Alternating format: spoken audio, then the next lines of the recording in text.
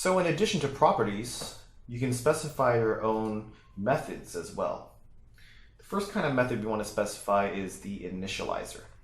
So as I mentioned last time, by default, Swift creates a member-wise initializer for you for free. And we've used that already. But let's say you wanted to add some custom code to make sure your struct gets set up a certain way. You can do that by typing in init and then passing in the variables that you want. So in our case, let's say we want to set things essentially the same way. So we would have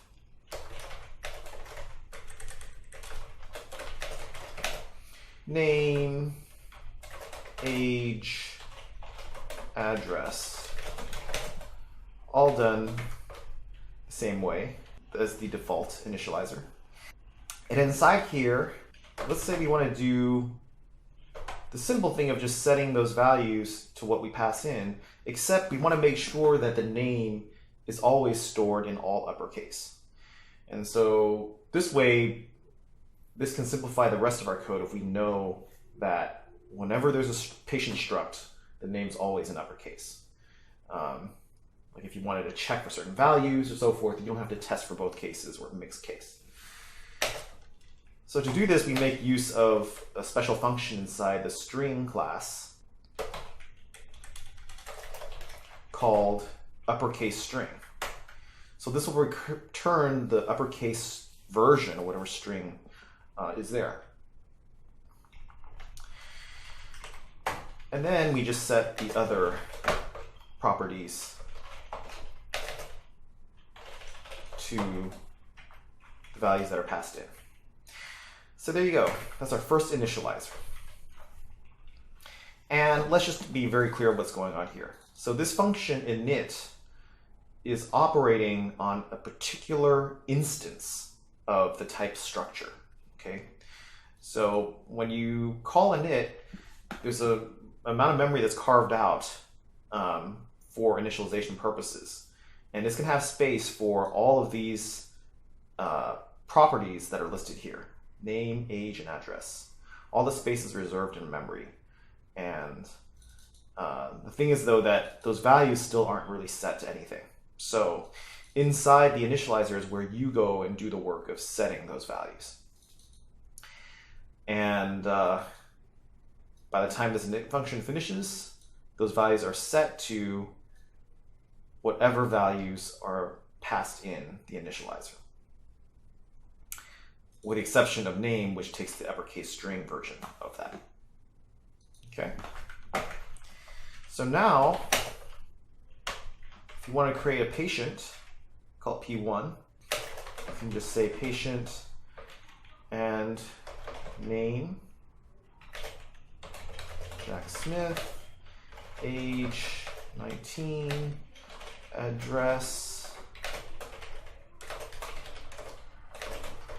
Okay. But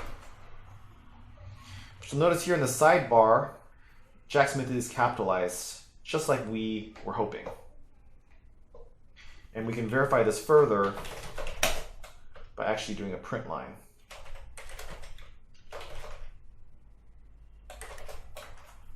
Sure enough, Jack Smith is printed to the console. So that worked like we were hoping. Now, what if we were to create multiple objects?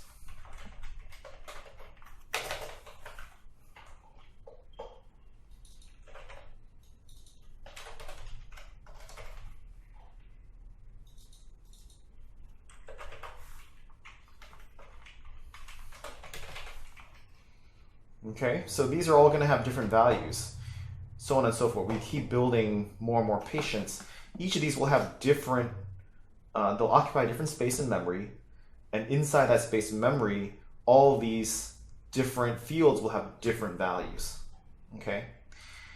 And so this leads us to a natural pattern of where, well, what if we had an array of patients, okay? And let's say we had patients. And to be very clear, we're going to define the type this way. And let's say at first we set it to an empty array. So now we're going to go through and create each patient one at a time.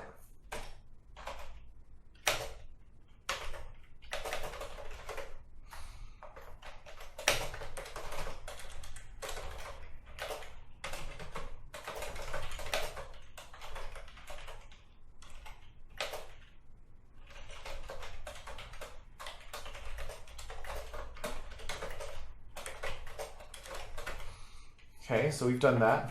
Let's say we want to create a bunch of them. Just call them some different things. Say the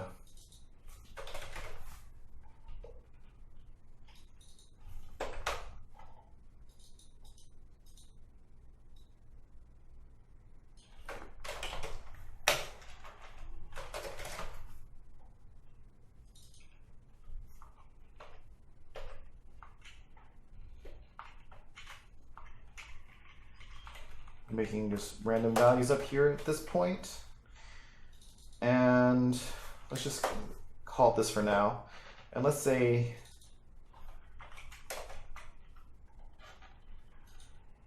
the ages are not in direct sorted order. Okay, so let's say we create these 3 different patients that have sort of random values, so to speak. Then we can add them one by one.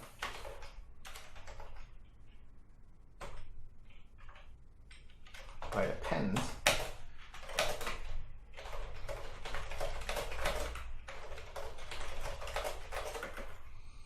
And now, later on in the code, let's say this was all some sort of database that was entered in by hand or stored somehow or fetched from some repository. Later on in the code, we want to just print out what do we have in this patient's array. Okay.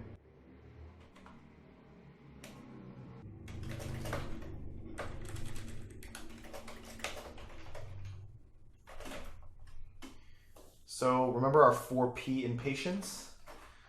This is a pattern that we looked at much earlier, the special kind of for loop.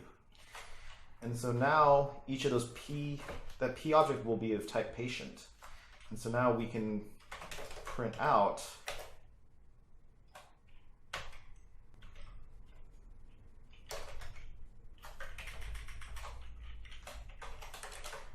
all those fields, or self,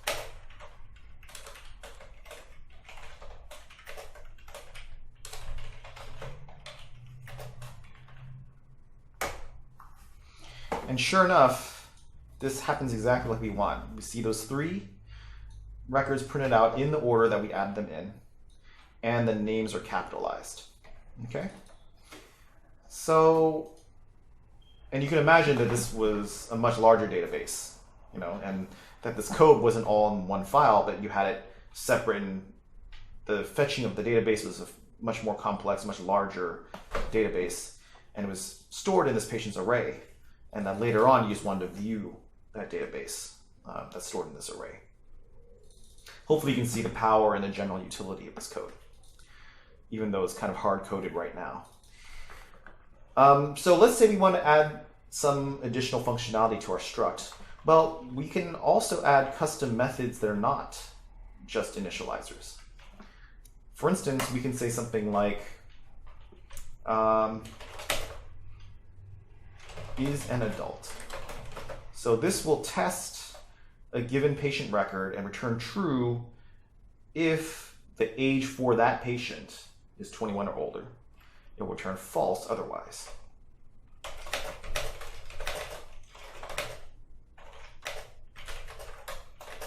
Okay. So in this case, let's say we only want to print out the adults. If P dot is an adult, then we print.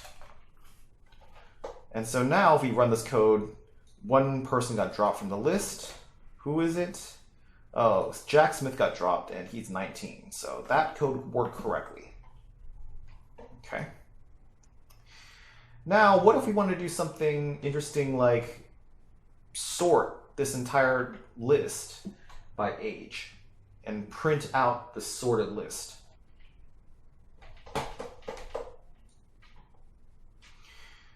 So for this, we're going to rely on the sort function inside the array class.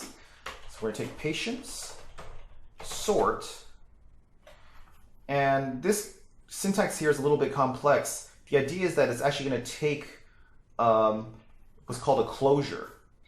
And we won't get fully into depth right now. For now, we're just going to use this closure. I'm going to show you the syntax for this specific case.